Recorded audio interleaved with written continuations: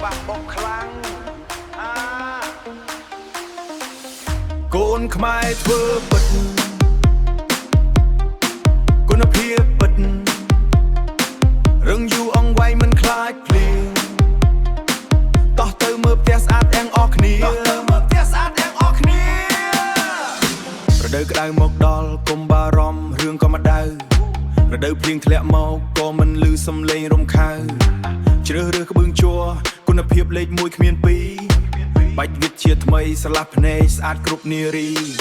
បច្ចេកវិទ្យាថ្មីស្រឡះភ្នែកស្អាតគ្រប់នារីសាំងសេជ័រវិញស្រាលស្រួលប្រក់តែធន់នឹងកម្លាំងធន់នឹងច្រែស៊ីមិនងាយស្លេកពណ៌បើទៅថ្ងៃបាំងនេះគឺជាជំរឿរបស់កូនខ្មែរក្បឿងជ័រមុំស្អាតសាំងសេជ័រទំនើបឥតខ្ចោះការពីផ្ទះលោកអ្នកឲ្យនៅថ្មីជានិច្ចការត្រជាក់ដូចម៉ាស៊ីនត្រជាក់សន្សំសំចៃប្រកាសបានច្រើន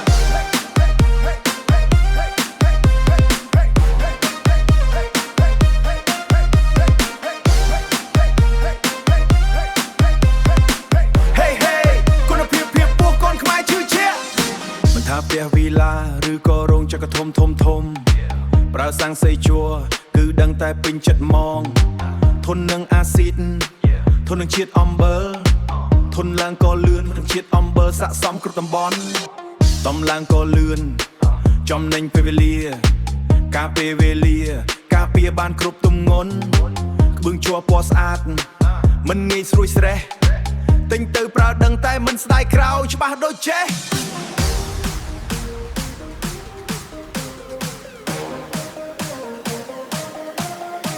រឹងមាំត្រជាក់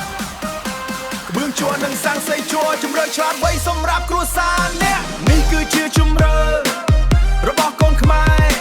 ក្បឿងជ័រមុំស្អាតសាំងសេជ័រទំនើបឥតខ្ចោះ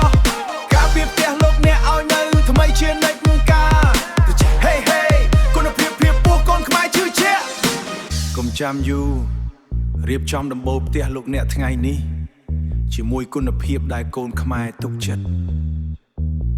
សំឡេងភ្លេងរលត់ទៅបន្តិចម្ដង